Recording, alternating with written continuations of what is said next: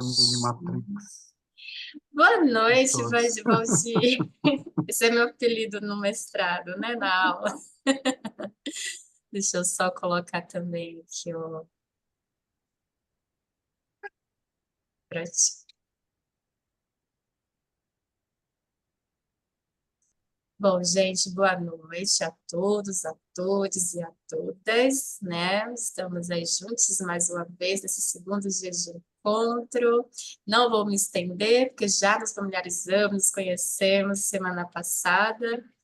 E vou passar aqui já para o Lico, para a gente dar início aqui a mais esse encontro.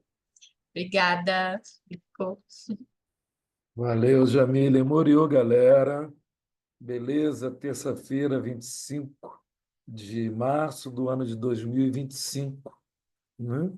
É um dia muito interessante para quem gosta e se preocupa, né, com os rumos da sociedade brasileira. Eu estava olhando via TV o julgamento, né, o início do julgamento, e procurei pessoas negras entre os advogados, entre os ministros lá do STF. Bem difícil, viu? Bem difícil. Duas ou três mulheres, o resto homens brancos engravatados, né? Bem, então é hoje. Hoje é mais um dia. Estou falando isso porque a gente vai, né, continuar nosso bate-papo sobre a formação de cineastas no Brasil, que é o objeto de investigação da Maíra Oliveira, e que a gente, então, entendeu, conversando, da importância de nós convidarmos pessoas para falarem sobre a sua formação, uma vez que nós, pessoas negras, de uma forma ou de outra, a gente sempre está ainda na primeira vez. Como é que foi para você? Como é que você começou? Como não? E é fundamental esse tipo de atividade, porque ela acaba produzindo documentos, produzindo fontes primárias, secundárias sobre, né, as artes da cena, as artes em geral, as artes negras, uma vez que há pouquíssima literatura, eu arriscaria dizer que quase nada mesmo. Eu venho já há algum tempo investigando e você realmente conta ainda, né, o pouco número de publicação pelo racismo. As editoras pouco publicavam pessoas pretas. As artes, a gente sabe também que é uma área, né, ainda dominada pelas pessoas do norte do mundo, né, do norte global, e que, aos poucos, a gente consegue, quebrando com muita luta, e conseguindo, né, ter acesso aos meios de produção. Não vou aqui entrar em marxismo, mas sem os meios de produção é sempre muito difícil, né, você ser o produtor do conteúdo, ser o produtor do conhecimento. E não é diferente, infelizmente, na área do cinema, do audiovisual. Eu lembro que Luciano Vidigal, né, no encontro passado, ele comenta, ele lembra que chega para a gente há pouco tempo, né, através das novas tecnologias, e essas novas tecnologias acabam, né, dando um pouco mais de acesso. Hoje, o celular, por exemplo, e quase todas as pessoas do Brasil possuem um, né? Facilita fotografar, facilita de uma forma ou de outra você fazer pela sua perspectiva, né, ah, uma gravação, um registro do que você quiser. Então, eu fiquei muito, muito, digamos assim, mexido, né, com essa pesquisa.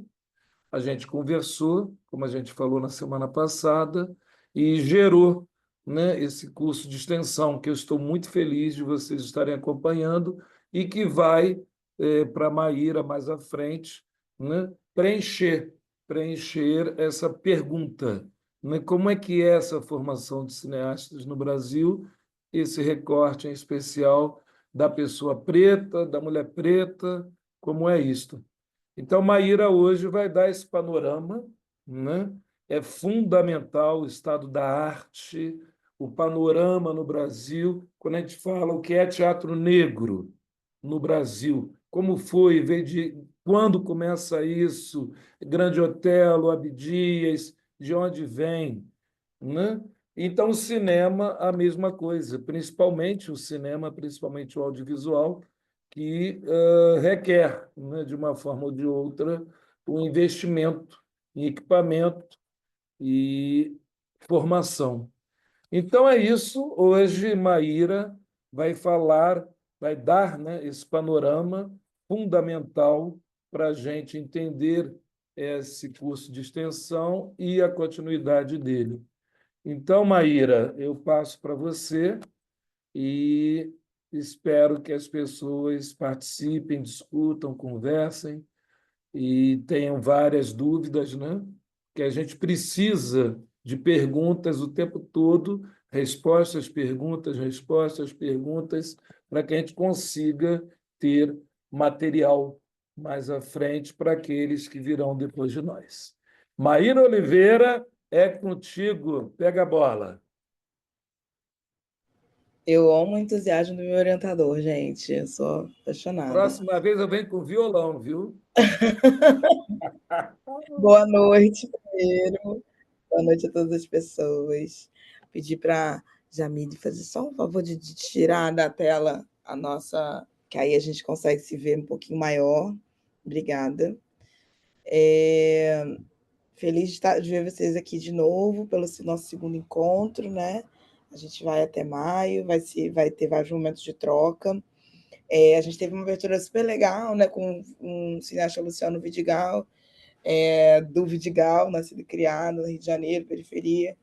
Ele falou um pouco da sua produção a gente quis muito trazer ele no começo por conta, sobretudo, do lançamento do filme dele, né, O Casa Branca, a primeira longa-metragem dele de primeira direção solo. Estou aqui fazendo uma contextualização para dizer por quê, né, onde a gente está. E apesar de muito tempo de produção, né?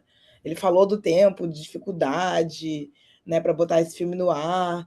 Então, hoje a gente queria bater um papo um pouco mais sobre os dados, né, esse estado da arte, esse nome complexo para dizer um pouco onde estamos ou como chegamos até aqui, é, e falar um pouco mais de dados. E aí eu vou trazer alguns artigos e um mapeamento de algumas instituições que estão se debruçando mais sobre o audiovisual, sobre a diversidade no audiovisual, sobre a formação, e aí a formação institucionalizada, né, a formação dentro dos espaços de ensino superior. E aí queria depois trocar, enfim, e ao longo, não só depois, obviamente, ao longo dessa nossa troca, falar um pouco sobre como vocês percebem isso também nas suas áreas, nas instituições onde vocês participam, na própria formação de vocês, né? Como que isso atravessa, como que esses dados atravessam, porque mais do que números, né, é importante a gente dar corpo, né, materialidade, emoção, outros sentidos para esses dados. Eu vou compartilhar a tela, e aí pode ser que eu veja vocês pequenininho e não consiga ver se alguém levantar ou falar alguma coisa. Então, meio que cabe nosso combinado da semana passada, que vai ser para sempre, que é dos microfones abertos, e vocês ficarem super à vontade de me interromper e falarem o que vocês acharem que tem que falar, inclusive, tipo, ai, da onde que veio isso? Não estou conseguindo ler direito, ou pode repetir, mas não somente, né? Mas trazer realmente as contribuições, porque o valor humano acho que é mais importante do que os valores numéricos ali duros da pesquisa. Então, eu vou compartilhar. E só fazer uma pergunta antes. Eu não sei se tem alguém aqui que semana passada não se apresentou, acho que não, né? Mas se tiver. Ah, Felipe. A gente fez a apresentação muito rápida, então mas você fica à vontade, assim, tipo, da onde você está falando, qual a sua atuação profissional, enfim, acadêmica, e por que você se interessou pelo curso. Acho que é isso, né? Foi isso que a gente falou mais ou menos. Bem, primeiro, boa noite. Eu me chamo Felipe Lacerda. Eu estou exatamente em Brasília, mas eu também moro em São Paulo.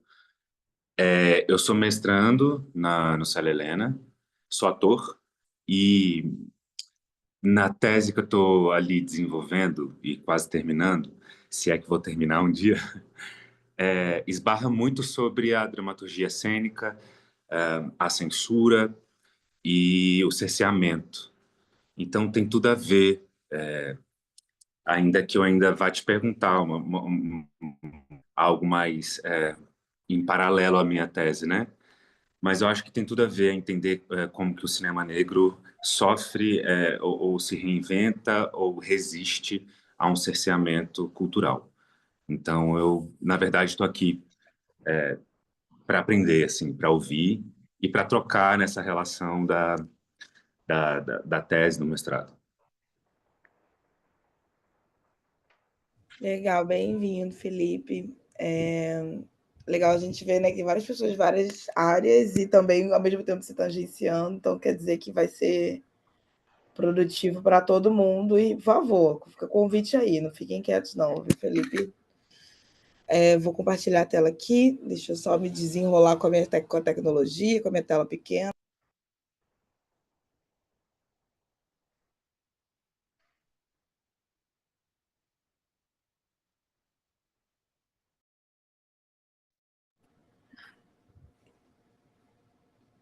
E o mesmo também para Jamile, que está aqui, Sol, que são do DEAB, que estão com a gente. Fique à vontade. Eu mandei, não sei se vocês receberam, imagino que sim, um infográfico, que é onde eu vou começar, é por onde eu vou começar aqui nossa conversa. Vocês estão vendo minha tela? Sim, Mário. Sim, abriu. Agora é cheia, né? Perfeito. Isso. Então, não estou vendo vocês, por favor, se comuniquem com a voz. Agradeço. Esse infográfico foi junto com aquela citação, algumas citações, né, que a gente mandou a partir da conversa da semana passada. Esse infográfico foi produzido pelo GEMA, que é esse instituto, esse grupo de pesquisa, né, que pesquisa gênero, raça no cinema brasileiro. Ele é o mais recente que tem, né? Ele vai avaliando, ele atualiza uma pesquisa feita anteriormente a partir de filmes de grande público. E aí, de grande público, a gente está falando de bilheteria, a gente ainda não estava num contexto de plataforma, de streaming, onde se olhava para outros números, né, como adesão à plataforma, assinatura, etc. E também não está falando de televisão, onde se mede por audiência, aqui a gente está falando de filme que é lançado em telona, então é medido pela bilheteria. E o Instituto Gema ele vai avaliar esses filmes em alguns aspectos para olhar justamente onde estão ou quem são as pessoas que estão produzindo audiovisual no Brasil, audiovisual cinema, né, no Brasil, com esse recorte de gênero e raça. E então ele atualizou esse 2014, incluindo dados de 2022 e refinando dados anteriores, né? E aí ele vai olhar basicamente os lugares que são considerados lugares de liderança, seja liderança realmente financeira, econômica, seja uma liderança simbólica, né? Quando a gente fala, por exemplo, de protagonismo, uma liderança de decisão artística, que fica muito hoje em dia ligada à direção e ao roteiro. E avaliando na questão racial, a gente tem nesse. Não sei se vocês veem meu mouse. Vem meu mouse? Vem, né? Sim, sim, sim. A gente vê nessa legenda aqui do lado a questão de cor e gênero, né? Raça e gênero, né? Onde o amarelinho representa homens brancos, o rosa, mulheres brancas, o laranja, homens pretos e pardos, né? Que nessa junção de pretos e pardos, né? Pelo IBGE, é o que a gente entende como negro. E aqui no marrom escuro, mulheres pretas ou pardas, e nesse verde ou azul, enfim, outras que seriam mulheres amarela, homem amarelo ou sem a informação. Levando em consideração que esse dado aqui ele é produzido pela autoidentificação, Ou seja, não é autoidentificação, é quando o próprio cineasta, a produtora, informa o gênero e a raça daquele profissional, daquela profissional. É diferente da heteroidentificação, que é essa identificação de quando a gente olha e entende, localiza aquela pessoa como negra, ou indígena, ou amarela, pelo que a gente percebe, né? Por um olhar do outro, né? Então, provavelmente aqui não vão estar incluídos dados de pessoas que sequer se consideram pessoas negras, mas que são lidas socialmente como negras. É uma discussão até para a gente levar num outro contexto, se vocês quiserem, a gente pode ir por aí, falar um pouco sobre isso. E aí, nesse primeiro gráfico, olhando dos filmes de grande público, longa-metragem, né? Longa-metragem de ficção, é importante fazer esse recorte.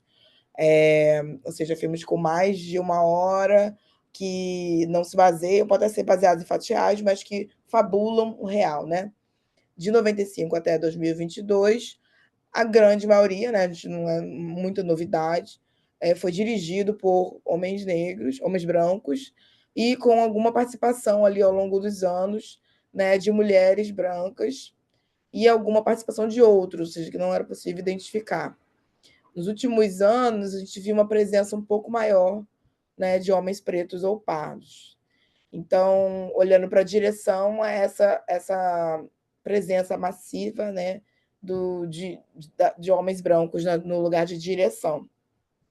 Quando a gente olha, então, para o gênero, né, a gente vê que nenhuma mulher dirigiu, então, filmes de grande público, nem em 2000, 2003, 2009, então tem anos que não houve sequer mulheres dirigindo, e que também houveram anos onde pessoas negras também não dirigiram, como 2020 e 2022, quando pouquíssimas pessoas dirigiram, que aqui está citado os nomes, né, o Jefferson D., o Ayrton Lacerda, o Gabriel Martins, o Lázaro Ramos. E uma outra informação importante é que nenhuma mulher negra dirigiu nenhum filme de grande público. Quando a gente está falando da direção. Olhando aqui no gráfico ao lado do roteiro, né, a gente vê que se parece um pouco, né, com o da direção, com uma presença um pouco maior de mulheres, né, e aí, notadamente, mulheres brancas, mostrando que mulheres estão presentes como roteiristas de filmes em todos os anos, mas que são a minoria, né, que homens negros assinam um roteiro de grande público em vários anos, e aí em 96, 97, 99, e aí vai estar incluindo Jefferson D. e outros, e que nenhuma mulher negra roteirizou um filme de grande público nesse período. Não quer dizer que não houve lançamento ou que não houve produção, mas que não atingiu o que é considerado, então, um grande público pela Ancine, né? Então, tem mais de 50 mil espectadores, pelo menos, que é já um número baixo. E quando a gente vai olhar para elenco, né, a gente tem um número um pouco diferente, né? Há uma maior presença feminina no elenco, de mulheres brancas, do que, em alguns anos, até do que masculina, né? Chegando a ser superior.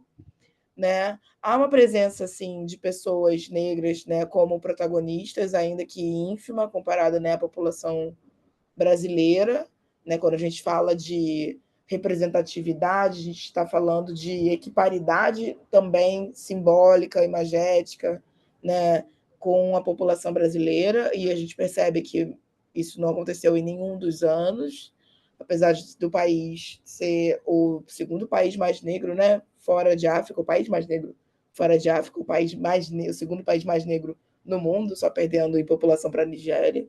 A gente tem um número ainda muito pequeno, né, ainda nos elencos principais, assim.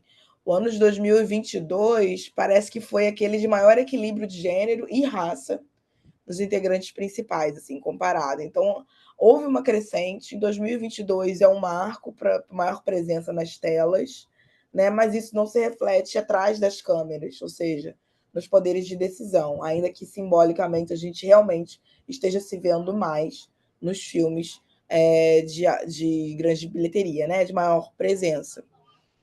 Não sei se vocês, enfim, têm alguma pensamento sobre isso, vou até interromper aqui um pouco para a gente falar, como que não reflete na tela, ou melhor, como que aquilo que a gente está vendo na tela não necessariamente reflete o que está atrás da tela, né?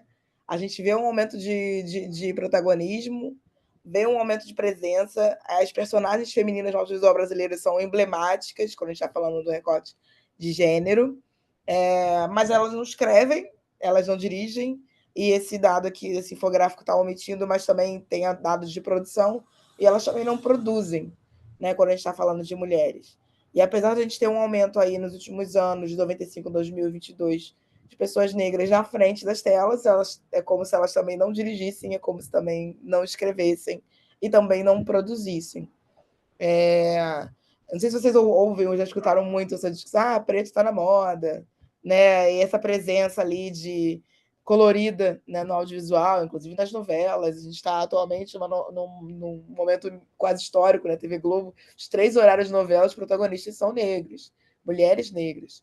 Né? Agora, quantos estão ali por trás escrevendo? Não sei se vocês percebem isso no dia a dia de vocês, se tem alguma coisa a comentar, a gente pode seguir conversando. Maíra, Oi. nossa, ver esses gráficos e te ouvir falando sobre esses gráficos vários atravessamentos, porque a gente vê, né, essa transformação dentro dessa indústria do cinema, a partir dos corpos negros que estão, né, tendo suas narrativas, mas aí a gente vê ainda o quanto tá distante ainda, né? Somos maioria na sociedade e ainda tendo esse gráfico que mostra ainda essa distância, essa separação ainda. E aí temos uma ferramenta muito ancestral, né? Que é a nossa intuição. E eu digo isso porque quando eu escolhi fazer dramaturgia, antes da pandemia, né, eu decidi que eu queria fazer dramaturgia, foi justamente intuindo que esse espaço como atriz para mim seria muito restrito e que eu precisava ter autonomia, autonomia de poder contar as minhas histórias e trazer pessoas junto comigo para trazer esse formato, né, essa construção narrativa negra de um lugar que não fosse caricato, pudesse criar histórias que pudessem sair desse lugar superficial, né? Trazendo realmente vozes que pudessem ser plurais. E aí, intuitivamente, eu acabei me formando em dramaturga, justamente dentro desse lugar, desse contexto que você traz aqui. E aí eu fico me voltando, né? Essa menina lá atrás, que já percebia intuitivamente essas questões que pudessem me impedir de existir com a minha arte dentro do cinema, que é um lugar onde eu estou cada vez mais inclinada. E aí a gente vê o quanto de trabalho ainda existe, né, Maíra? Sem dúvida. E quanto esses pequenos resultados também são fruto, né, esse resultado, esses resultados que a gente está vendo, é fruto de mobilização social e que demanda muito ainda da nossa energia, da nossa força, ainda que, né, a passos lentos, assim. Mas antes de voltar, eu queria ouvir Valdir, que levantou a mão. Maíra, boa noite. Sabe que eu fiquei pensando, vendo essa estatística? Foi feito um levantamento das mulheres cineastas, porque me parece, porque estão pensando em mulheres, né, brancas. Eu, por exemplo, lembro da Ana Mulaer, né, uma cineasta aqui de São Paulo, e a Lúcia Murrá, se eu não me engano. É, foi feita essa estatística pensando que talvez seja um lugar muito masculino, não sei, porque mesmo pensando no cinema norte-americano, eu também conto nos dedos as cineastas. Então eu queria entender se foi feito esse tipo de levantamento, porque acho que no roteiro, como atrizes, né, atores, gente, né, despontando. Queria te ouvir um pouquinho sobre isso. Tem sim, tem alguns estudos que fazem esse panorama. A gente vai ver agora uma linha do tempo que fala um pouco sobre as políticas públicas que impulsionaram esses dois nomes que você falou, né, da Ana Mulher e a Lúcia Murrá, mas outras. Mas, de fato, aqui esse recorte está falando de bilheteria, né? Então, houve um lançamento expressivo de mulheres no audiovisual, mulheres negras, mulheres brancas, né? E também pessoas não binárias, outra população que não está ali representada nesse gráfico, mas que não atinge ao grande público, que não entra nesse estudo porque não tem mais que 50 mil pessoas pagantes vendo o filme. Seja porque tem dificuldades aí, gargalos, que a gente pode discutir sobre o audiovisual, né? Da distribuição, né, em si, desde o acesso ao orçamento para fazer o filme e o filme ser um filme competitivo, até a distribuição dos filmes, porque aí são vários entraves, né? Entrada em festival, que a gente sabe que os festivais também são primeiras janelas de exibição, mas de difícil acesso, porque é muito relacional esse meio, né? As pessoas têm que se conhecer, têm que se validar. E a distribuição de sala de cinema. As salas de cinemas ainda são muito dominadas pelo capital de demanda, que, como o professor Lico falou, que é do norte, né? Que é hollywoodiano. Então, Lúcia Murat, Ana Mulyaert, Rosana Schwartzman, que são diretoras, mulheres brancas, que a gente poderia até colocar como privilegiadas pela sua cor, digamos assim, ou pela sua origem, né? Porque ainda tem uma família ligada ao audiovisual, também não acessam, não chegam nesses números, porque não tem outros gargalos ali em função do gênero, né? Mas quando a gente vai fazer essa leitura aqui agora, eu vou voltar a compartilhar a tela de linha do tempo, a gente vai entender por que elas também conseguiram, de alguma maneira, e driblar isso, né? Então, quando a gente fala de diversidade no audiovisual, a gente tem que falar de políticas públicas. Assim.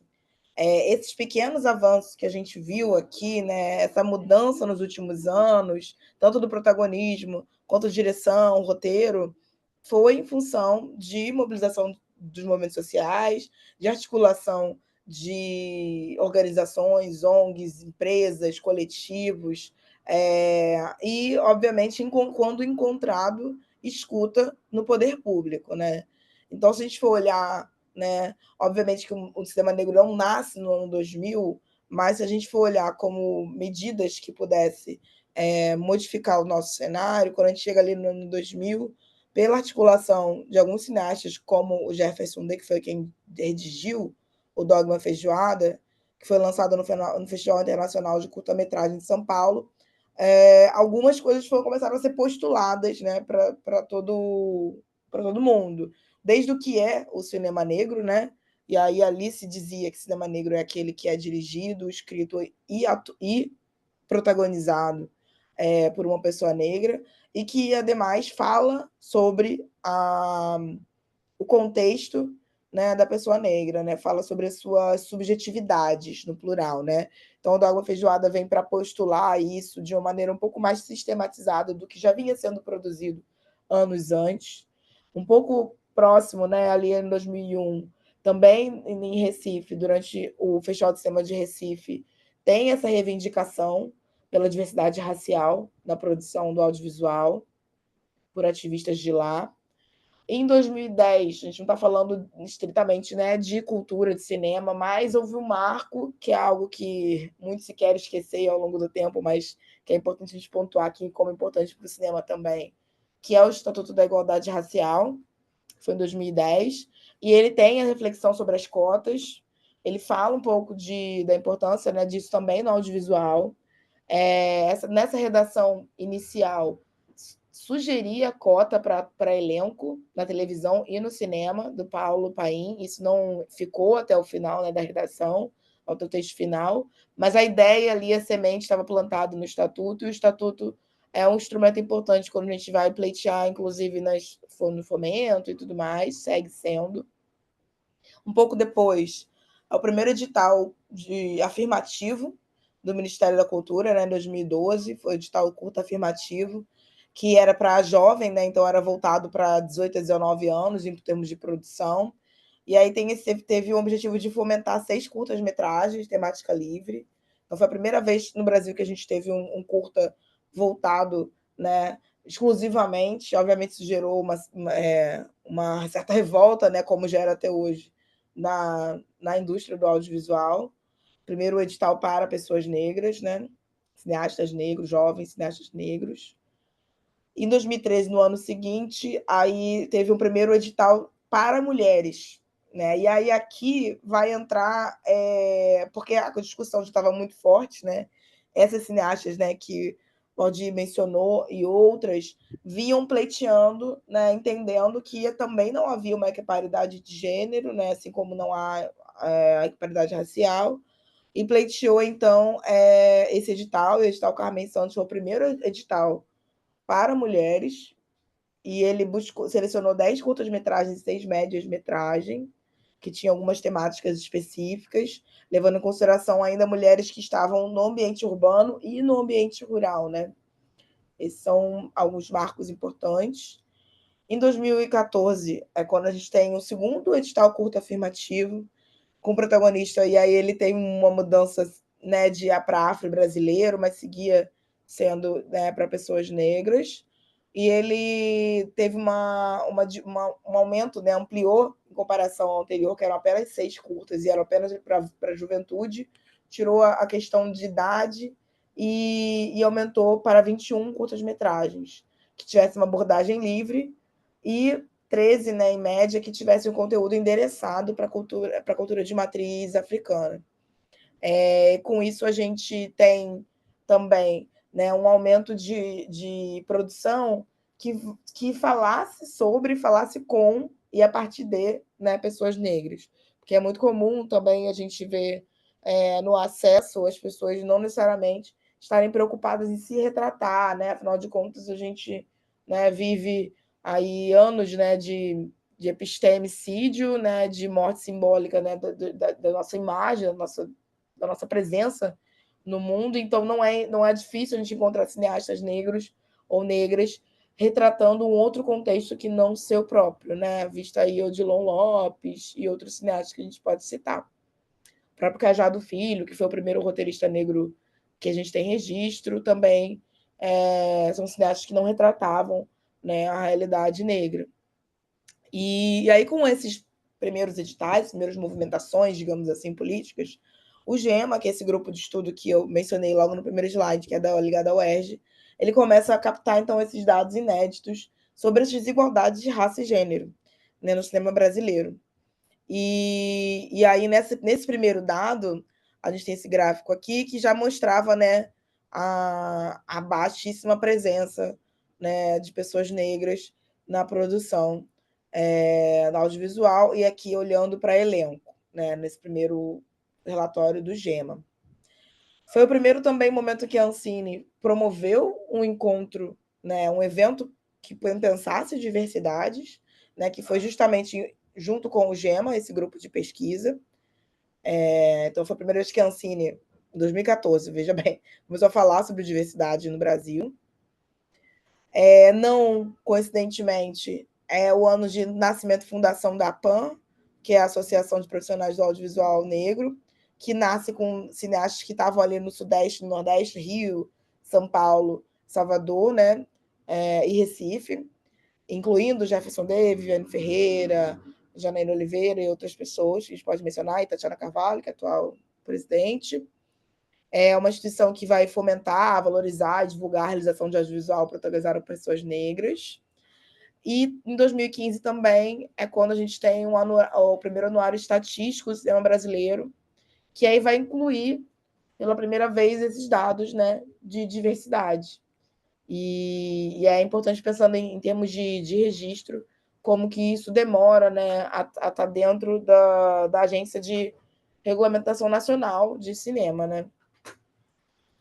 E em 2016 é quando a gente tem o primeiro edital de baixo orçamento que tem uma política afirmativa, né? Então, os editais eles eram de ampla concorrência, eles não faziam uma divisão até bem pouco tempo entre alto orçamento e baixo orçamento, o que fazia com que produtoras que tivessem mais tempo de carreira, né, sempre acessassem o fomento público, e produtoras novas, né, porque a Ancine tem uma escala, né, de numeração, de pontuação.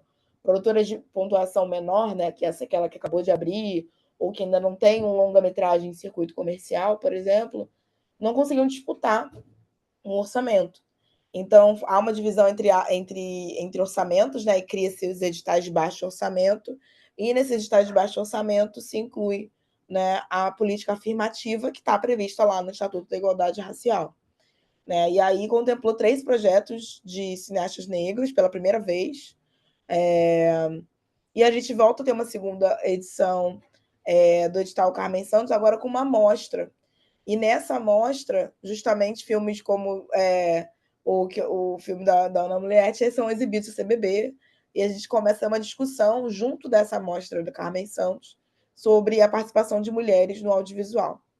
O segundo anuário, então, do cinema é lançado com esse estudo, né, mais ampliado, foi de 2009 a 2015, focando sempre nas desigualdades, mas apenas nas desigualdades de gênero, nesse caso. Ainda não tinham dados, não foram omitidos, na verdade, nesse ano, dados sobre o pertencimento racial dos cineastas, seja direção, roteiro ou protagonismo.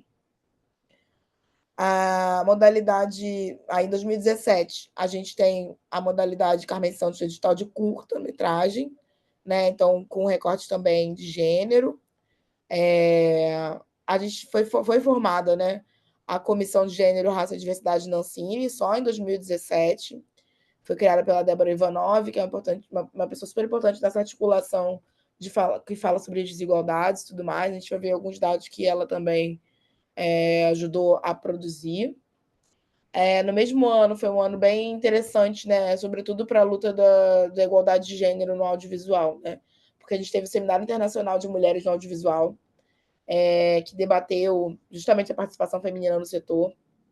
A produção da revista Filme e Cultura número 63, que era uma revista que é da Ancine, que tem uma certa descontinuidade, né? Ela foi criada em 60, mas ela não foi lançada com a regularidade, né, que outras revistas de outros ministérios foram. Então, assim, houve uma descontinuidade.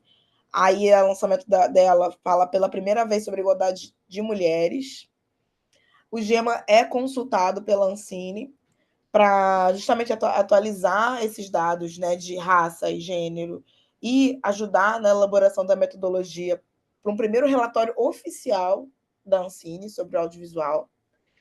E publica em 2017, então, um relatório falando sobre participação das mulheres, isso que você está perguntando, mais especificamente. Aí não fala só de bilheteria, né? Vai falar de quantas mulheres estão produzindo, quantos filmes foram lançados. Esse relatório está no site da Ancine, depois eu posso mandar até para vocês compartilhar, em 2017.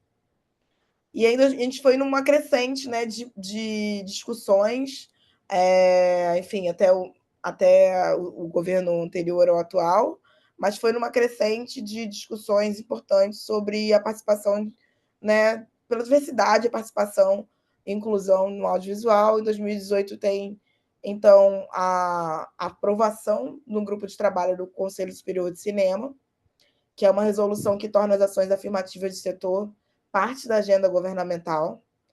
E aí, com isso, a gente tem editais com cota para diferentes grupos sociais, também em 2018, né, com cota para pessoas cis e trans, mulheres, né, cis e trans, pessoas negras, indígenas, né, e aí geração de novos dados, né, importantes para a gente seguir nessa manutenção das políticas públicas.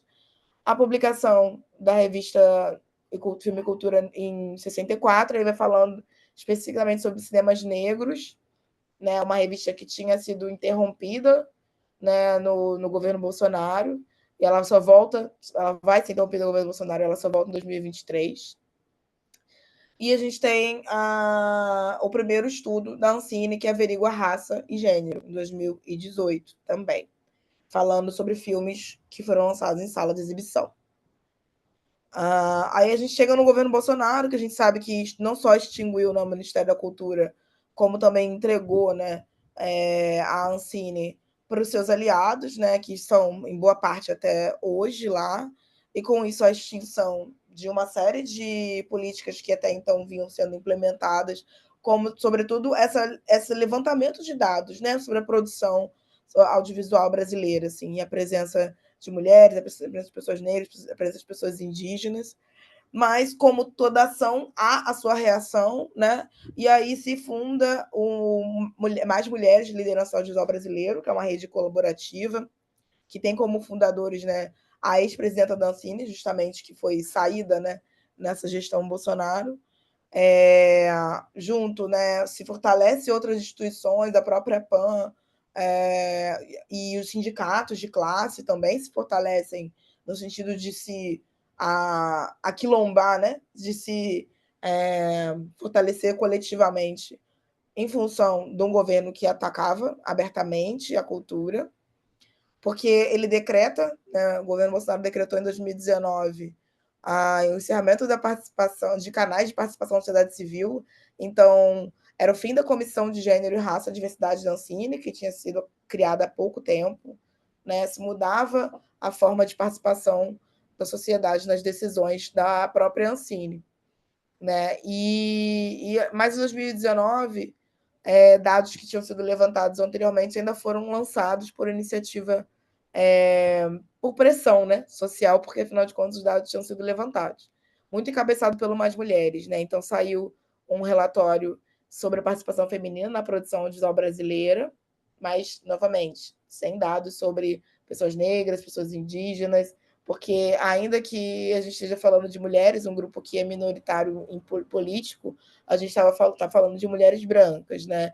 Então, Débora Ivanov e outras pessoas, agentes políticos, que estavam ali próximo ao governo, que se articularam ao sair, conseguiram pressionar para que o relatório de 2019 sobre os dados de 2018 ainda fosse lançado, né?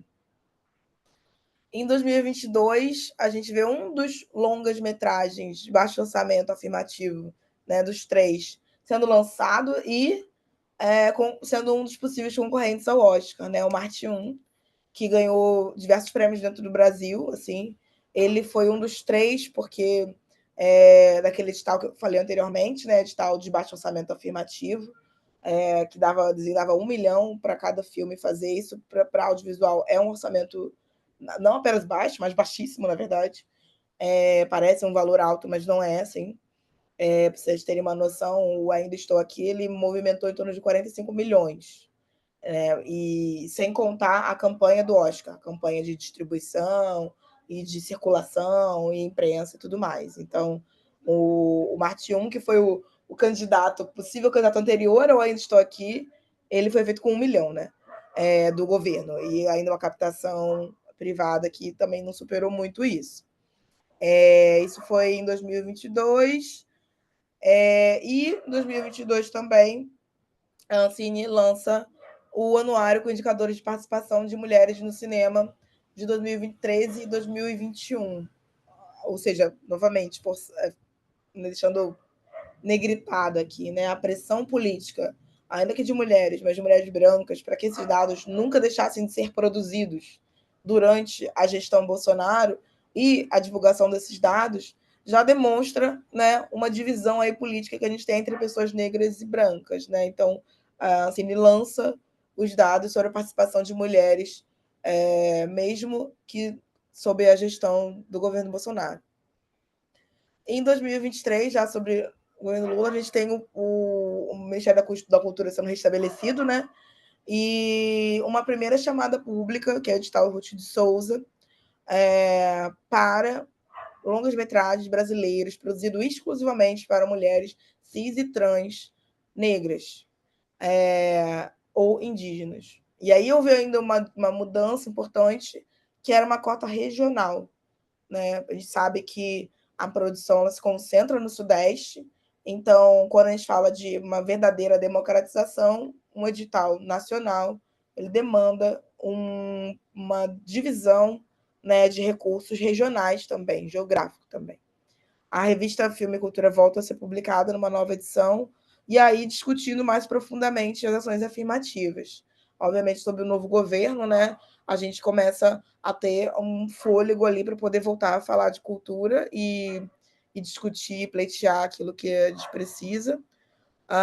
Volta-se ao Conselho Superior de Cinema, e pela primeira vez na história há paridade de gênero no Conselho Superior de Cinema, que atua ali junto do Ministério da Cultura, junto à Secretaria do Audiovisual, justamente para pensar as políticas públicas e a gestão dos financiamentos, né?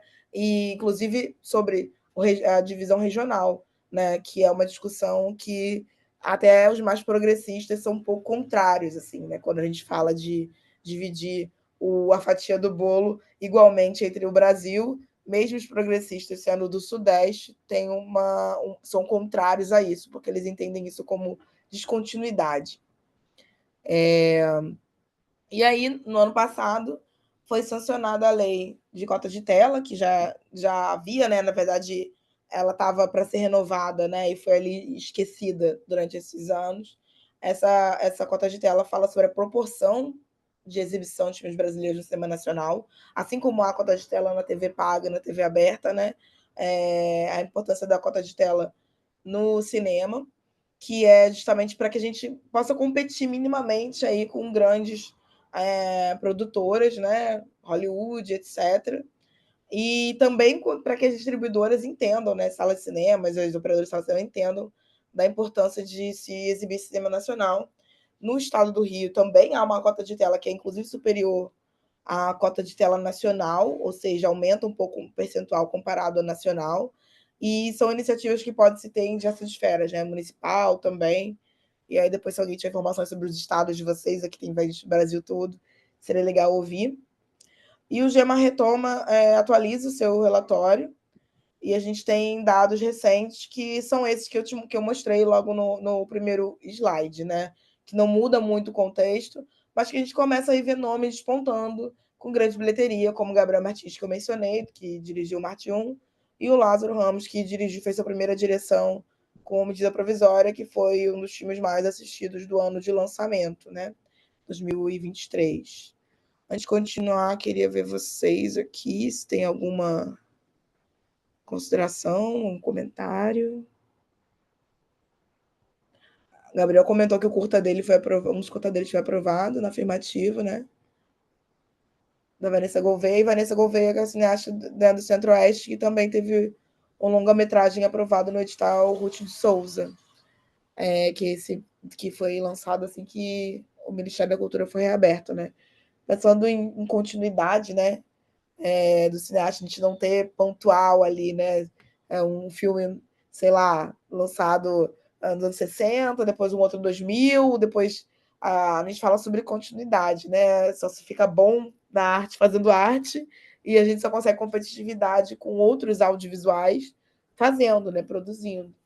E é legal saber que, tipo, apesar da esparço, né? Que Vanessa é uma das cineastas que consegue aí a produção. Um Mayra, comentário, gente, uma aguinha. Oi. essa cota vale para os streamings também?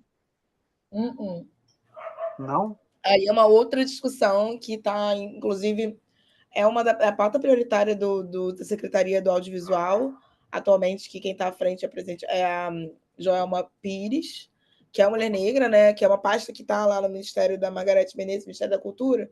A pauta prioritária, desde que ela entrou, que ela fala publicamente, é a regulamentação dos streams. Mas a gente está aí no último ano, né, praticamente de gestão, e até agora essa pauta não avançou, porque tem um lobby fortíssimo das empresas. Porque, inclusive, a própria TV Globo, que não era streaming a priori, e era a favor da regulamentação, porque ela era a única que contribuía com o imposto, né? Agora ela com a Globoplay, ela se junta às outras grandes big techs, como a Netflix, a Amazon Prime, a Max, né? A Disney, e são contrários à regulamentação, porque a regulamentação, o projeto de lei que está tramitando, fala que que a produção que tem que ter uma cota, né? Assim como a tela de cinema, tela de TV aberta e canais de TV a cabo e satélite, né? TV fechada. Tem que ter um percentual.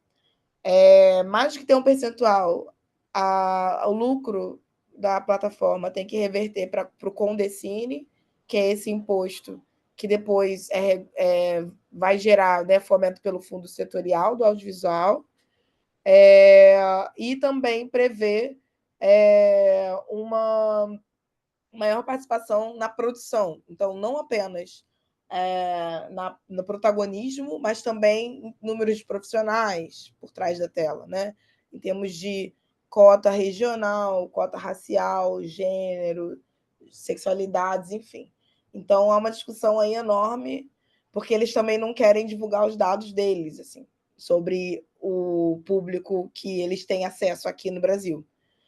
E agora é uma questão ainda maior, né? Porque a gente tem o Donald Trump lá, que coloca o Mark Bezos no governo dele, né? O Jeff Bezos no governo dele, o Mark Zuckerberg e o Jeff Bezos no governo dele, que são os donos das grandes big techs, né? Meta e Amazon.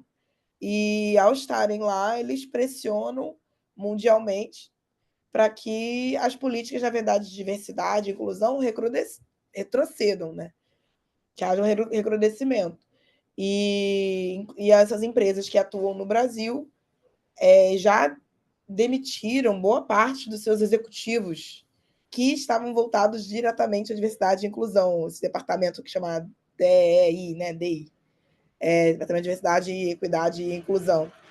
E então os executivos que atuavam na América Latina e no Brasil já quando mudou o governo do Trump e Bezos e Zuckerberg entraram na gestão, o conservadorismo está forte e também diminuiu o número de executivos aqui. E então é esse embate aí, né? Os big techs hoje dominam o entretenimento financeiramente e tudo mais. E aí esse projeto de lei, que é, na verdade, anterior ao governo Lula 3, né? Ele até não consegue avançar por conta da pressão mesmo de lobista, assim. E atualmente a novidade é que Netflix, Amazon, Disney e acho que HBO fizeram uma associação agora, fundaram uma associação e estão juntas meio que contrárias a esse projeto de lei. Eu acho que isso vai se arrastar até a próxima gestão. É o que eu acho, não, né? O que todo mundo que está analisando esse cenário acredita que vai se arrastar até a próxima gestão. E com isso, uma pauta que é super importante para a pasta mesmo. Não vou dizer de esquerda, porque não é necessariamente, a gente está falando de economia, né? A audiovisual acho que é a quarta ou quinta maior economia do Brasil.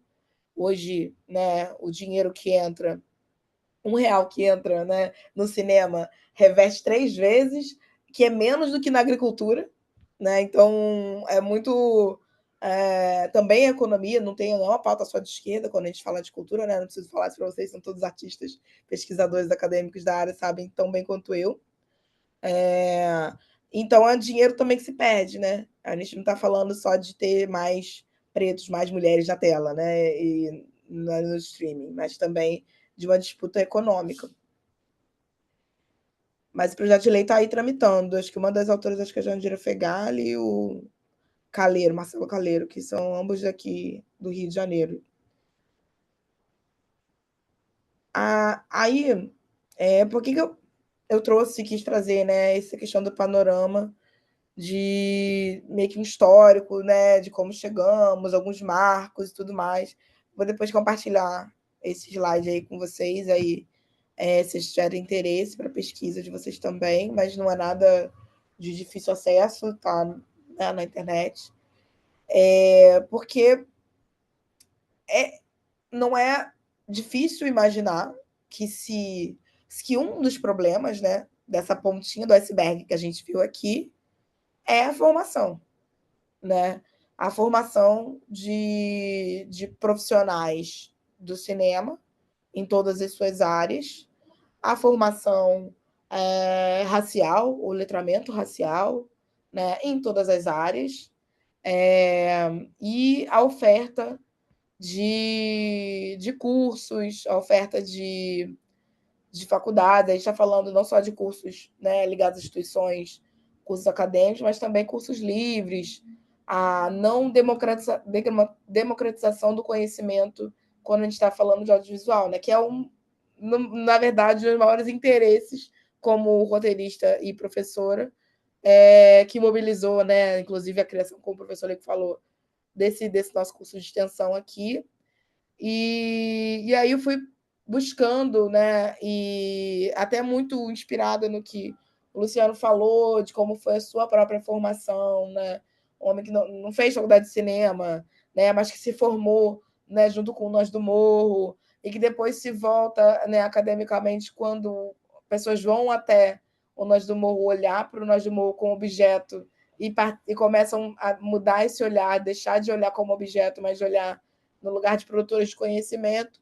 Fui buscar alguns artigos acadêmicos mais recentes que vão falar desse panorama de formação, entendendo que faz parte da base desse iceberg que a gente viu aqui agora, a pontinha. E aí vou falar um pouco de um aqui. Gente, sério, me interrompam, tá, gente? Que senão eu falo muito. E aí é chato falar só assim. Aí um deles, esse artigo do Ricardo Normanha, né, sobre a expansão do ensino superior do Brasil e a formação em cinema e audiovisual. Ele vai fazer um panorama, né, sobre a educação superior dentro dessa área. E ele vai lá começando em 2000 e vai vendo o número de cursos de graduação. Aí ele está olhando só presencial, porque a educação à distância ainda era um terreno a ser estabelecido no Brasil, né? E ainda é, em certa medida, acho que teve uma aceleração aí na pandemia, mas ainda é em muita medida. E foi avaliando a quantidade de cursos que tinha alguma relação com o audiovisual no Brasil. Né? Então, em 2000, eram 11 cursos na rede privada ligados ao audiovisual e 7 cursos ligados ao audiovisual na rede federal, 2 na estadual e nenhuma municipal. E aí está dividido as áreas, né, onde ele incluiu, né, cinema e vídeo, produção de multimídia, etc. No mesmo ano, né, o número de alunos matriculados, né, chegava a 1.340 na rede federal, 91 na estadual, e na rede privada, 1.421. Vocês veem que desde esse primeiro momento de análise dele, o número de alunos de audiovisual e nessas áreas aqui já era superior na rede privada. Em 2003, ele foi avaliar novamente, e aí é importante olhar, né, que em 2003 a gente já está falando, né, do governo Lula 1, se eu não me engano, e aí políticas Maíra, públicas. Oi, desculpa te interromper, mas claro. você não está exibindo a tese, esses dados Ah, não estou mostrando? para a gente. Calma aí. A louca, viu? Deixa eu voltar. Agora sim? Agora Sim. sim. Deixa eu voltar então rapidinho. Então, a primeira tabela que eu estava mostrando para vocês, esse artigo aqui, tá? Do Ricardo Normanha. A primeira tabela que eu estava falando para vocês, ele avaliou alguns cursos na área de visual e mostrou para a gente que estava a maior presença na rede privada, também em número de matriculados, também tem mais alunos na rede privada, a gente está falando nos anos 2000, né? Governo Fernando Henrique, se não me engano. E em 2003 a gente já tem um aumento de cursos na rede pública federal e estadual, ou na municipal, e aumento também de ofertas, assim, de cursos. Assim, a gente passa a ter cursos de outras áreas, né, derivadas das áreas principais dentro do audiovisual. Então, se amplia o número de oferta de cursos de graduação e, com isso, consequentemente, se amplia também o número de pessoas matriculadas nesses cursos de graduação, né?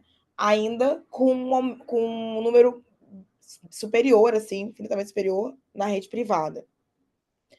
Em 2010, né, isso segue aumentando, é uma tendência, né? Aumenta-se o número de ofertas, assim como o número de cursos, né? Superior ainda na rede privada. O número de pessoas matriculadas aumenta muitíssimo, a gente está falando de mais de 15 mil pessoas cursando em 2010 cinema. Em 2016, mais ainda, né, a gente tem um número crescente, né? Se a gente for falar de uma progressão aritmética na rede pública, a gente está falando de uma progressão geométrica, sei lá, na rede privada, de ofertas de cursos de graduação em cinema. Temos quase 24 mil pessoas estudando cinema em 2016. Aqui a gente já tem políticas, né, de inclusão, cota, né, no ensino superior, e obviamente, né, não querendo perder a sua oportunidade, a rede privada também fortalece isso ao ser a favor aí de ProUni e outros sistemas de financiamento por bolsa. E esse é um resumo, né, digamos assim. Então, a gente tem de 2000 a 2016 um aumento, né, grande de cursos, de ofertas de cursos de audiovisual, de graduação, e com isso, de alunos, né, matriculados, número grande, vai de crescente aí. E ele leva ele a acreditar que essa ampliação, né, é meio histórica, a gente está falando aí de um aumento de 165% do número de cursos de 2000 para 2016 de cursos de graduação em cinema, e que é importante a gente destacar, na verdade, que o setor privado segue sendo, né, dominando a formação para cinema no Brasil, né, pelo menos nesse período, e o que a gente imagina, pensando nessa progressão, é que siga dominando, né, até hoje, e que, ao contrário, né, quem se beneficiou dessas políticas de ampliação de acesso ao FIES e ao ProUni foram esses conglomerados de ensino privado, né, ainda que, obviamente, né, tenha possibilitado acesso a diversos alunos e alunas que não poderiam entrar naquelas universidades, mas quem lucra, né, com isso acaba sendo essas instituições. É, e é uma lógica assim, de agenda neoliberal, né, que apesar do governo, né, de esquerda que ampliou, né, o acesso ao ensino superior, mostra um pouco que é incapaz de reverter essa lógica, né, dessa agenda neoliberal, assim.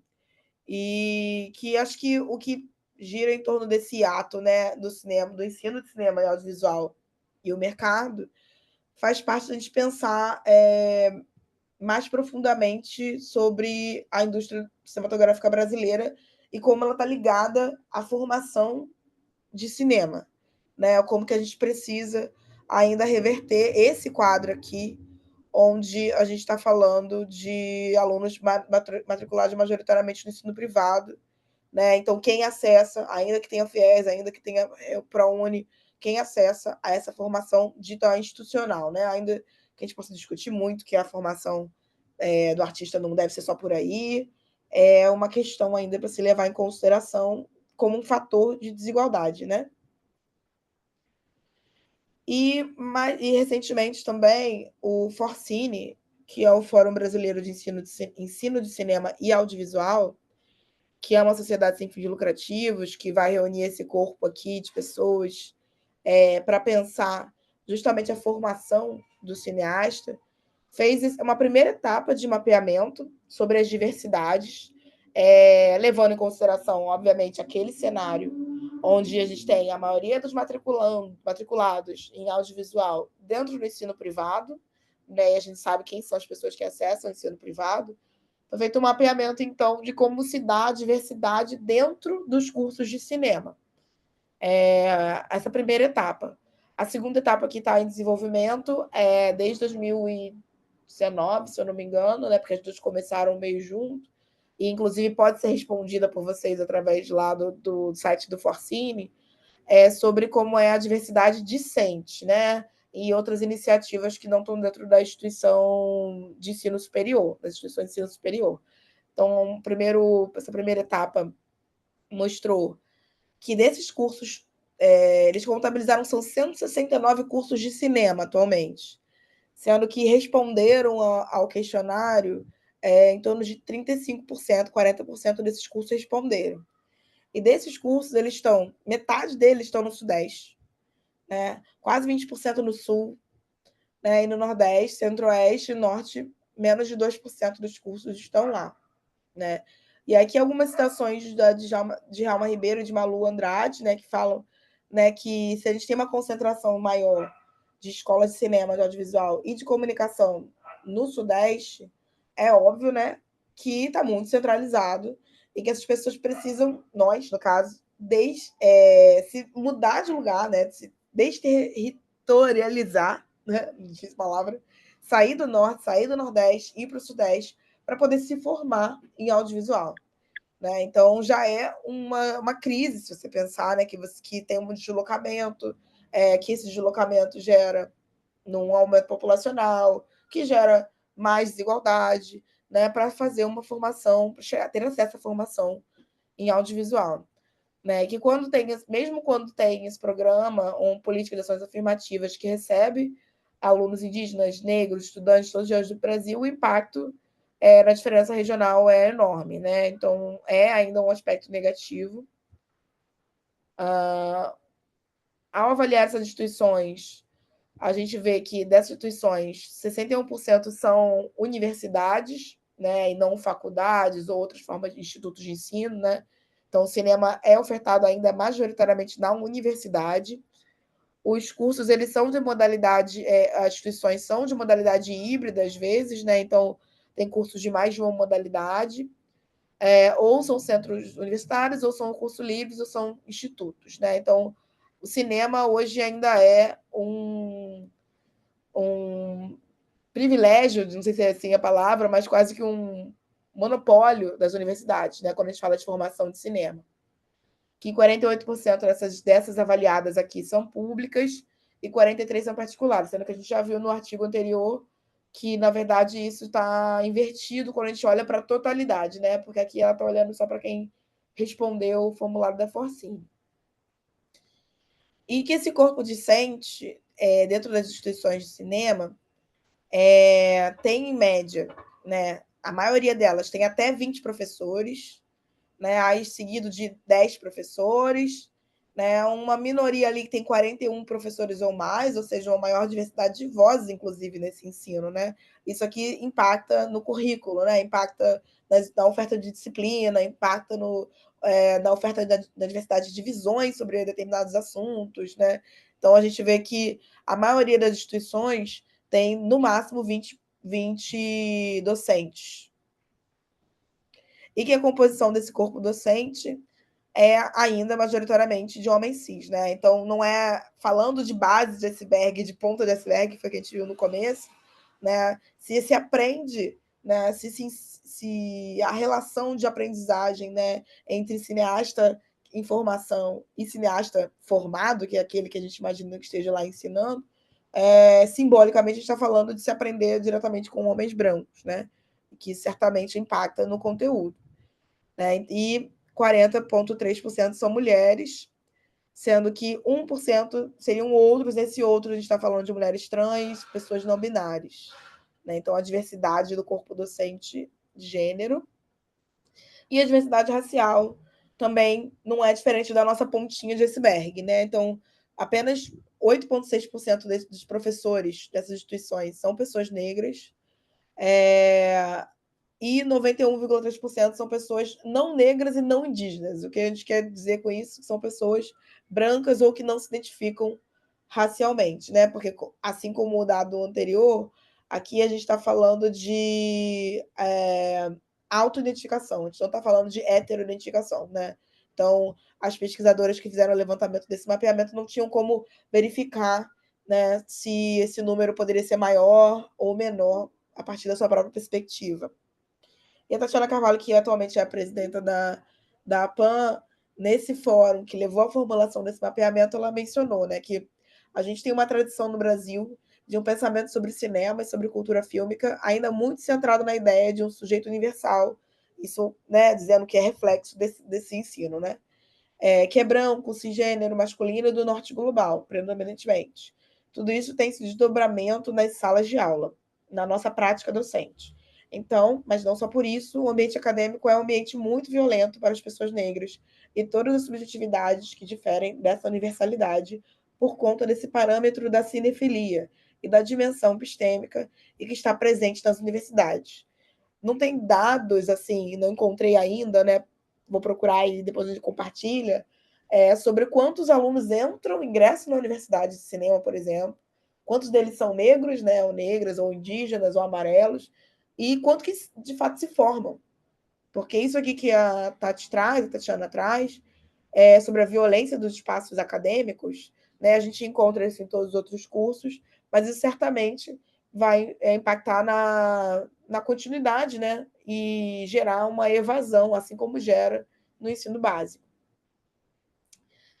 Mas aí, se a gente olhar para o corpo técnico, por exemplo, que são os funcionários que não têm mestrado, doutorado, né? Muitas vezes têm até graduação, mas não têm mestrado, doutorado na área, ou seja, não estão lá lecionando, a gente tem um número mais próximo, né, entre homens e mulheres, né? Tem uma presença maior de mulheres trans e homens trans, pessoas não binárias, uma maior presença de pessoas negras, né? Uma presença de pessoas indígenas, né? Então começa a se reverter, ainda que não comparado à população brasileira, esse cenário.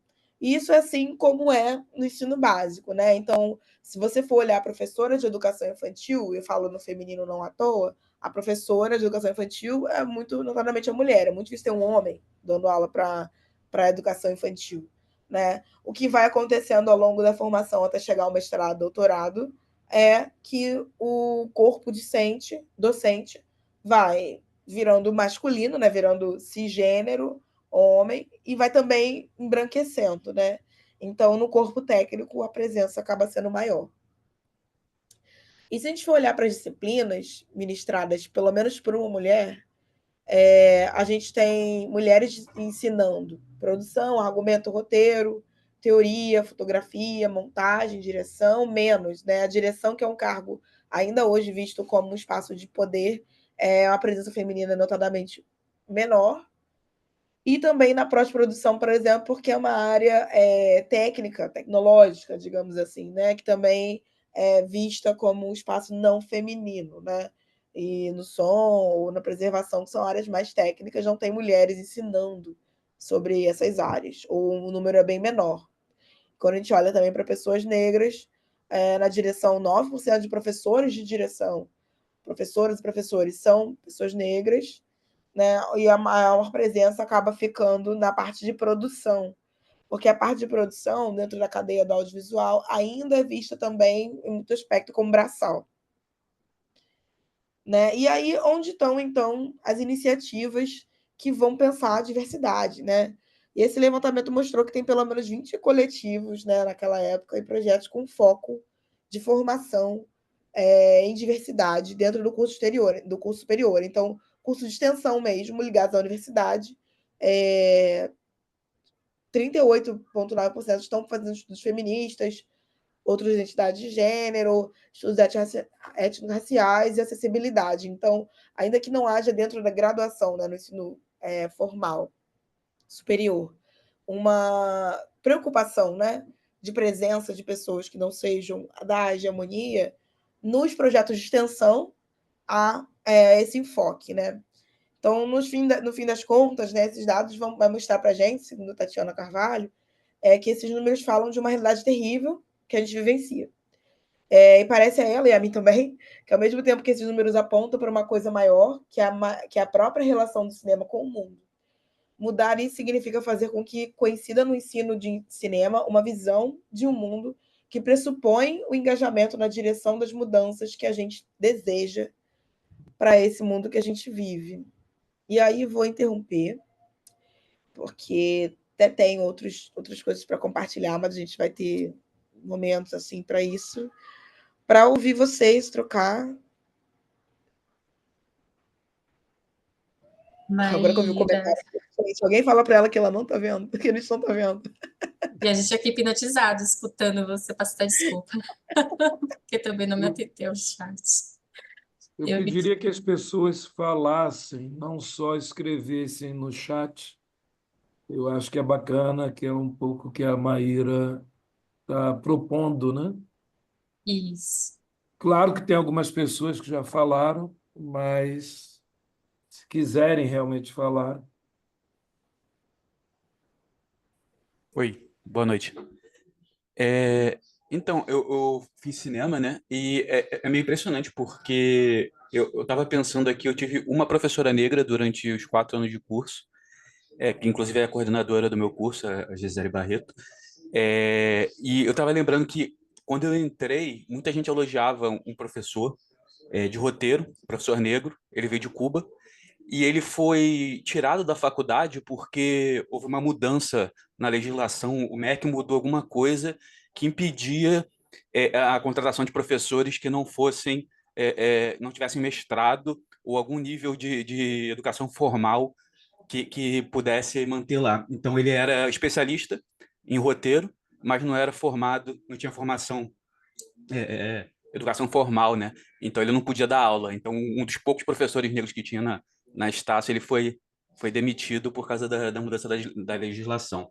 E enquanto você falava dos dados, eu estava pensando quão absurdo fica se a gente colocar em perspectiva a Adélia Sampaio, né? E o Amor Maldito, porque é muito fora da realidade se a gente pensar, ainda mais pelo tema do filme, né?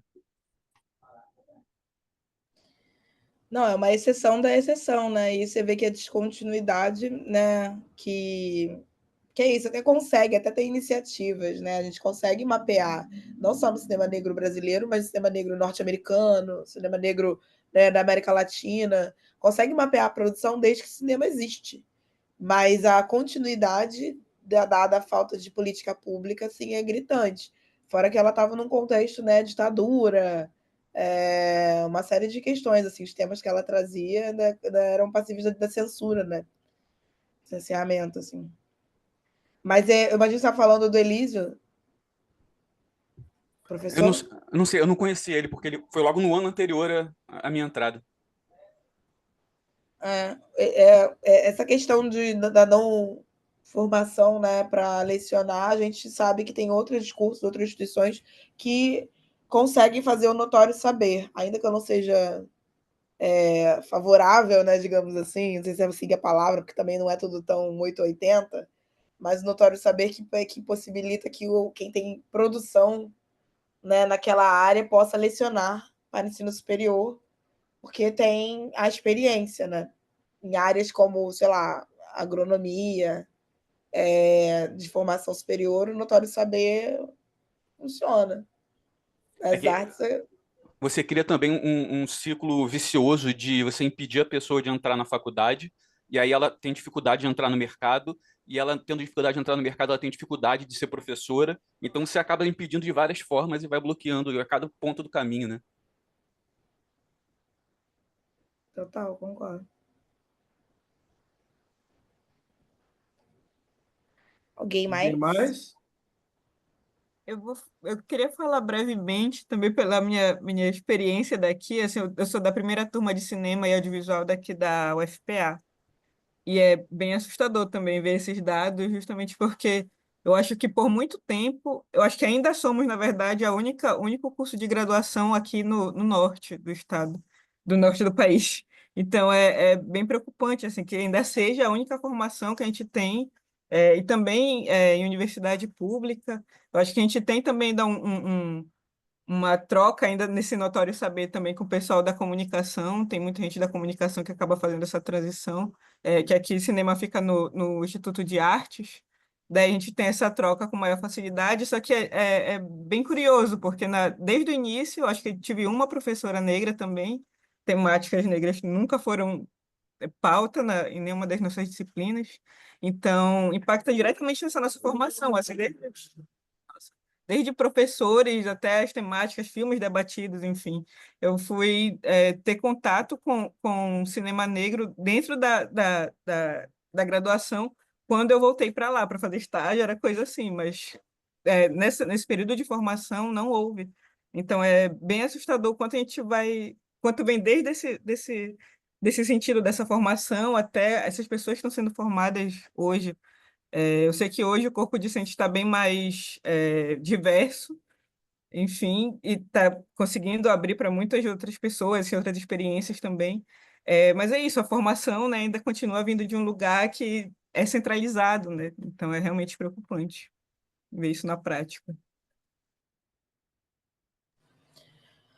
Eu ainda não analisei assim a fundo, Vitória, mas eu tenho para mim que os dados que eu tenho de aumento de pessoas negras na universidade não se reflete no curso de cinema. Que é isso, né? Se comemorou recentemente que superou, né, que o número de pessoas negras no ensino superior agora é mais de 50%, mas a gente olhar para cada curso, a gente vai ver que o cinema não é um deles, assim, né? Enfim. Mais alguém? Eu. Diga. Maíra, A gente sempre vai esbarrar, então, no lugar da formação, junto com as políticas públicas, nessa relação de fomentar o audiovisual e a inclusão, principalmente das pessoas negras. Mas o próprio edital, ele também já não lima, ele já não reduz, ainda que seja ele o que mais favorece. Entende a confusão? Não, total. A gente está falando, a gente falou, né, de Ainda Estou Aqui. Ainda Estou Aqui vai seguir sendo um exemplo no audiovisual brasileiro, acho que por muito tempo, não só por ter ganhado o Oscar, mas por ser um filme que não usou dinheiro público. Ele, dos milhões, 45 milhões que eu mencionei para fazer o filme, nenhum real foi do dinheiro público. Então, a matemática de sucesso não necessariamente passa pelo financiamento público, ainda que a gente tenha que defender, afinal de contas, por uma visão de mundo que se faz cinema, né? E se a gente está falando de visão de mundo, é político, tem que ser pelo financiamento público. Né? Mas a gente não tem aí também uma fila de herdeiros e milionários esperando para fazer um novo filme de sucesso que vão concorrer ao Oscar, né? Número muito pequeno. Que bom, né? Porque a gente deveria existir, os milionários. Mas, enfim, minha visão tá gravando é coisa horrível, né, gente? Eu vou perdendo o prumo da coisa, pessoa, desculpa. Mas Imagina. eu acho que a gente, ao mesmo tempo que precisa defender, porque a política pública informa a toda a sociedade, né? Quando se estabelece, por exemplo, o Estatuto da Igualdade Racial, a gente não está falando só para os editais, a gente está falando para as empresas também. Né? A gente está falando para o acesso a fomento privado. Né? Ou seja, existe um estatuto que fala que a nação, o Brasil, deveria pensar, né, pela inclusão e diversidade racial, pela equidade racial. Então, as empresas que se inserem nesse contexto, que também financiam a arte e a cultura, deveriam, né, pelo menos moralmente, olhar para o Estatuto da Igualdade Racial. Então, parece complexo, né, essa colcha de retalho, né, mas os editais e as políticas públicas, elas informam e ensinam, educam a sociedade também, em muita medida. Ainda que eu concorde com você, é de difícil acesso. É uma linguagem, né? A gente não conhece a nossa legislação brasileira, né? A gente está falando, sei lá, a Constituição tem mais de 30 anos, né? A gente não domina, né, os nossos direitos. Estou falando a gente de maneira geral, ainda que a gente possa citar aqui, não, eu conheço, você conhece. Individualmente, a gente sabe, cada um tem o seu acesso, mas coletivamente não há um domínio, né, sobre jurídicas, digamos assim, né, sobre como se funciona o acesso aos nossos direitos. E isso é um entrave em todas as áreas, não seria diferente, né, no cinema, nas artes. Porque para requerer o acesso ao dinheiro público, você tem que estar minimamente letrado, né, nessa linguagem, que a Macota Valdina chama de magia branca, né? Que é a magia branca da letra, das palavras, de como é difícil a gente ler as leis e os editais e entender. E um outro passo, obviamente, é a própria institucionalização, porque a maioria dos recursos é dado a pessoas jurídicas, então produtoras, e não a MEI, por exemplo, a pessoas jurídicas, ou seja, CNPJ, que precisa pagar impostos, que precisa ter uma arrecadação para se considerar o CNPJ, né? Então tem que ter trabalho, aquela lógica, né? Que o Felipe também falou sobre a própria formação, né? É um ciclo viciado aí, né? Vicioso para o mal, de que se eu não consigo produzir, eu não consigo ter uma capital para poder abrir uma empresa, e se eu não abro uma empresa, eu não consigo produzir de maneira independente. E isso é o que faz também com que pessoas que estão chegando nesse mercado, por conta do aumento, ainda que baixo, da formação, né, progressiva nos últimos anos, chegando nesse mercado agora, tenham empresas, mas tenham empresas no nível 1 da Ancine.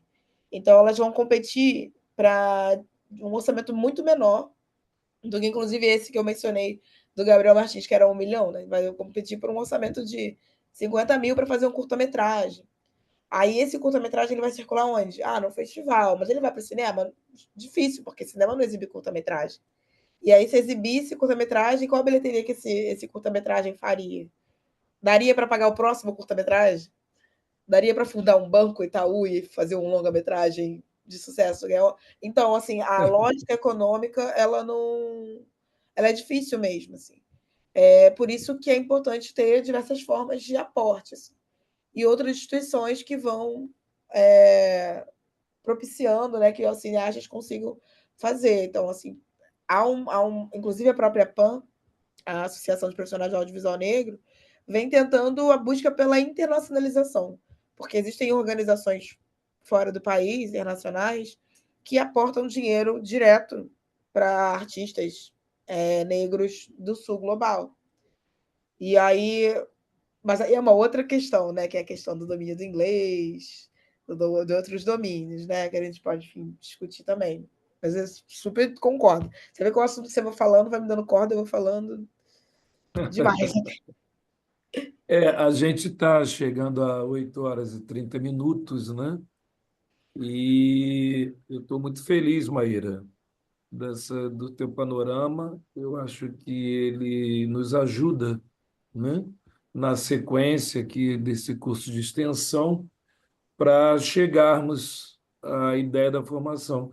Um mestrado, geralmente, você levanta a pergunta, você busca, né, dados e informações e a ideia, obviamente, de todo cientista, de todo acadêmico, é devolver, propor à sociedade alternativas ou soluções, né, para que haja a mudança. A gente está aqui reunidos hoje, numa terça-feira, para mudar a realidade, para modificar a realidade. E o que você apresentou, né, reunindo com o encontro com o Luciano Vidigal, já começa a ampliar a perspectiva e eu acredito que a gente vai conseguir mais à frente, né, reflexões que possam auxiliar nessa formação. Eu queria pontuar pequenas coisas que você coloca, o Notório Saber na Universidade Federal da Bahia, e foi a última universidade onde eu atuei de uma maneira mais forte, como professor visitante, depois pesquisador visitante, na pós-graduação. O Notório Saber avança para pessoas, né, tanto da cultura popular, ou mesmo, por exemplo, a gente agora conseguiu para a Bárbara Santos, que trabalhou no Teatro do Oprimido, como UOL durante muitos anos, e agora vem, inclusive, atuando no audiovisual. Lançou agora o filme Quarta-feira, um curta, que foi feito em Berlim, bem interessante. A outra questão que eu queria pontuar, quando você fala, né, no cinema, o que seria o cinema negro, você coloca a questão do elenco, do protagonista, da direção e o tema, né? Isso também é mais ou menos a mesma discussão no que seria o teatro negro ou os teatros negros, né? A gente, na Pele Negra, a Escola de Teatros Pretos, a gente também tenta, né? Não, digamos, me faltou a palavra agora, não querendo reduzir, mas sim querendo entender esse vasto campo, né? Então, os teatros pretos, teatros negros, a gente também vai um pouco por aí. E aí eu queria linkar com um artigo que eu li, se eu não me engano, num jornal, há mais de 15 anos, talvez, que era uma classificação, acho que na Noruega, se eu não me engano, ou Suécia, sobre cinema, que lá as mulheres, o movimento feminista, conseguiu, que era colocar uma classificação de A a E, né, em relação à participação das mulheres no cinema. E, se eu não me engano, o artigo já tem muito tempo que eu li, isso passou a ser obrigatório a ser colocado na entrada do cinema, ao lado do outdoor do filme, na bilheteria. Então, um filme A, por exemplo, é aquele que possui a mulher como protagonista, que o tema fala sobre mulheres, que tem, né, um número de mulheres no elenco forte, que é dirigido por mulheres. Depois o B, que mesmo tendo a mulher como protagonista, o diretor seria homem, né? O número de atrizes já não seria tão grande, e por aí vai, até chegar ao E, que é aquele que não tem mulheres alguma, que o tema é somente masculino, não tem atrizes, não há nenhuma participação feminina. E aí a ideia, né, o artigo vai concluir dizendo que o espectador, a espectadora, né, começa então a ter esta, digamos, classificação e opção. Ao entrar no cinema do filme E, a pessoa sabe que será um filme machista. Estou indo direto para não ficar aqui por causa do nosso tempo. E aí vai filme D, o filme C, mais ou menos equilibrando até chegar ao filme A.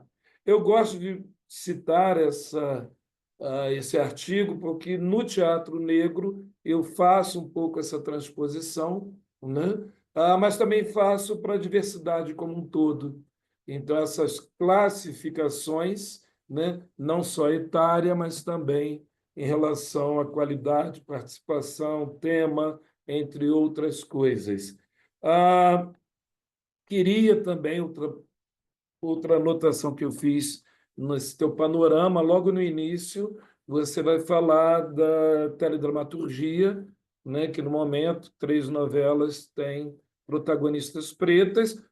Claro, eu concordo com você, mas sempre tem o mais, né, tem núcleos nestas novelas, e aí falo direto de maneira de você, núcleos de estereótipos negros, né? Do negro bêbado ainda, da menina que engravida para arrumar dinheiro e que pega dinheiro, ou seja, uma família completamente desestabilizada que o Érico está, né, nesse núcleo. Então, assim, há aí também um cuidado, né, quando ainda estou aqui, coloca um homem preto, jornalista, se eu não me engano, né, e que vai fazer lá o. Bem, só para, né, não estou aqui propondo uma ampla ou profunda discussão agora, mas somente concordando com tudo que você disse, mas algumas pontuações que eu fiz aqui, muito pequenininhas, para a gente continuar, né, essa conversa e que um ponto, Maíra, e eu sou do teatro, tá, gente? Eu não sou do cinema, mas sou das artes da cena, e isso é muito próximo à questão do ator, da atriz no audiovisual também. É que houve um fenômeno com os teatros pretos, que foi o público, né? Rio de Janeiro, São Paulo, Salvador, uma grande, digamos assim, um grande número de montagens negras com temas sobre negritude e lotando teatros, né? E inclusive ganhando o prêmio próprio Macacos, aqui que a própria Celeliana discute, né? Porque qual é o nome do menino? Esqueci agora, teve agora aqui em Salvador. Cleito Cleiton Ele, Nascimento. isso, Nascimento. Cleito, ele formou na Célia Helena, né? E então só isso. Sei que o nosso tempo hoje já foi embora, a culpa é da Maíra, claro. Fala para caramba, estou brincando. Mas é um conteúdo, né, que a gente está começando a mexer, começando a organizar. Gosto muito quando você traz o lado político, né? Não podemos nos iludir. Se não tiver parlamentares pretos, pretas, não há como as leis avançarem. Se não tivermos dirigentes pretos, pretas na Ancine, no MINC e em outras áreas, fica bastante difícil. E da diversidade, né? Falo pretos, pretas, devido ao recorte aqui, mas da diversidade. Então, agradeço mais uma vez a Escola Superior de Artes Célia Helena, em parceria com a Pele Negra, Escola de Teatros Pretos, né? E volto para você, Maíra, fazer o encerramento, né, de hoje e abrir o próximo encontro, porque já temos aqui também que avisar sobre o próximo. Tá? Mas só estou falando assim, Maíra, por causa do horário. Gente, a gente está gravando esse material, depois a gente vai subir e para YouTube, tá? Maíra, devolvendo a bola, sabendo que o nosso horário foi embora. Gente, é isso. Se ninguém me interromper, eu vou soltando. Obrigada, professor, pelas pontuações. Realmente, assim, a gente tem uma questão ainda de estereótipos aí que a gente pode discutir ao longo, né? Enfim, hoje foi um panorama, assim, tem outros dados que eu vou pincelando e trazendo ao longo das conversas. E sempre que a gente não tiver convidado, aí eu volto aqui a falar de outros artigos. Então, também, se vocês quiserem compartilhar referência para a gente discutir, é bem legal. Semana que vem a gente volta no mesmo horário. Aí a gente tem como convidado o Emílio Domingos, que é cineasta documentarista, que escreveu, dirigiu o documentário da Chique Show, do Passinho, né? Mais recentemente aí está fazendo do Vini Júnior. Então, um cineasta que trabalha mais com não ficção e que também é professor, pesquisador de narrativas negras, faveladas, periféricas. Então vai ser bem legal receber ele aqui. Então, já dei uma olhada aí no que vocês sabem dele, vocês podem acessar dele, tem muita coisa aí disponível para quando a gente vier na próxima semana a gente ter um debate mais carnudo. Gente, obrigada, boa noite a Maravilha. todo Maíra, mundo. muito rápido, eu acho que a gente não pode encerrar sem a notícia, né? Foi Que preso? foi solto o cineasta palestino e a potência que é o cinema, né? Ele fez o filme em parceria, ganhou o Oscar de documentário, mas tomou porrada, preso, apanhou e está tentando proteger a família. Foi solto hoje. É luta mesmo, é luta, é porrada e não se iludam. Se a gente não tomar cuidado, volto como eu abri a noite de hoje, está lá o STF discutindo, né, o golpe, a extrema-direita no Brasil, e não tem jeito, o negócio é complexo, é complicado. Ainda bem que ele está solto e espero que realmente a gente consiga tirá-lo de lá, porque vão matá-lo por causa do filme que ele fez.